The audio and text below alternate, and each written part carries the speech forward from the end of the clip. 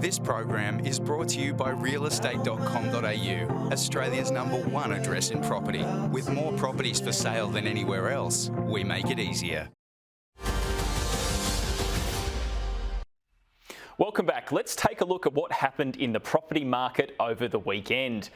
Across Australia, there were 1,429 auctions with a clearance rate of 52.7%. Sydney had a clearance rate of 48.2%. That was from 533 auctions. Another 1,261 homes were sold privately.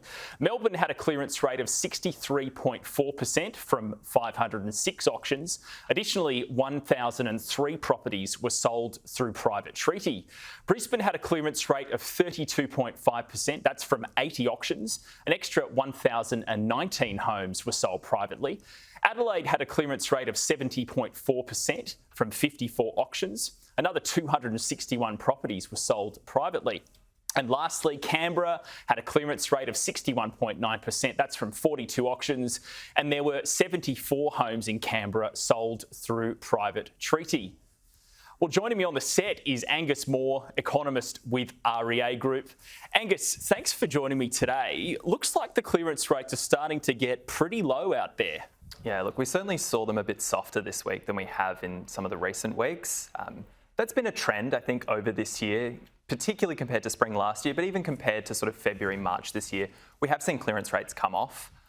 As we saw in Brisbane, particularly low there, though on fairly low auction volumes, so plausibly not getting a lot of signal out of that. But certainly in Sydney, we've seen them come off. In Melbourne, they're also lower than they were. And I think that's consistent with the broader tempering in selling conditions we've seen as the RBA's raised interest rates and buyer demand's cooled off a little bit. But it seems like another trend now is private treaty sales. Are they really starting to pick up much more than they may normally have been in the past?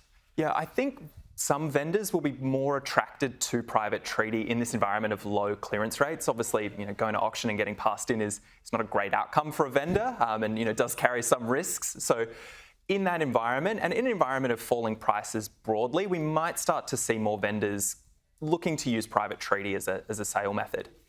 So winter's almost over. When we get into spring, are you expecting to see the market start to pick up again?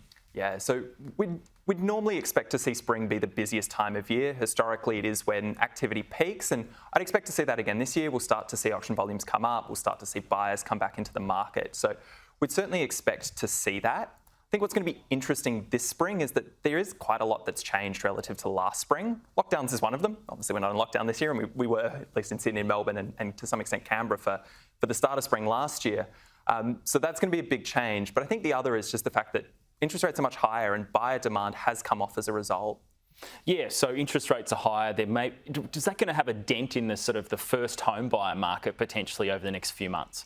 Yeah, it's going to be interesting to see. 2020 and 2021 saw a lot of first home buyers active in the market. It was some of the busiest years we've seen for new mortgages to first home buyers in over a decade. Big part of that was the fact that it was much easier to get a mortgage as a first home buyer and to get a larger mortgage, which helps buy in an environment of higher prices. That's going to change a bit this year. We've seen the RBA already raise interest rates pretty briskly. They're probably going to continue to do so. That has a big effect on borrowing power or maximum borrowing power, which not everyone borrows at their max. In fact, fewer than 1 in 10 do. But for first home buyers for whom deposit constraints do really matter and maximum borrowing sizes potentially matter a lot as well, I think it will be a bit of a constraint. And then we've got the RBA meeting very soon, a couple of weeks. What are your expectations for the cash rate? Yeah, it's a great question. I don't have a strong view on this meeting, whether it'll be 25 or 50, but I'd be very surprised if we didn't see something. Market pricing, last I looked, was sort of not quite 50-50, but close to 50-50 on those two outcomes. I think more interesting for me is what's going to happen over the rest of the year. I think we'll start to see the RBA slow down the pace. We've kept what we might call a cracking pace, perhaps, over the last few months of interest rate rises. I think that's got to start to slow as we get towards the back end of the year. I think the RBA will be starting to feel like they're getting back to more normal interest rate levels, be keen to see what the impact of that shock flowing through is. And at the same time, we're also going to start to see some of the factors that have been pushing inflation really high, oil prices, global food prices, those things, starting to temper a little bit.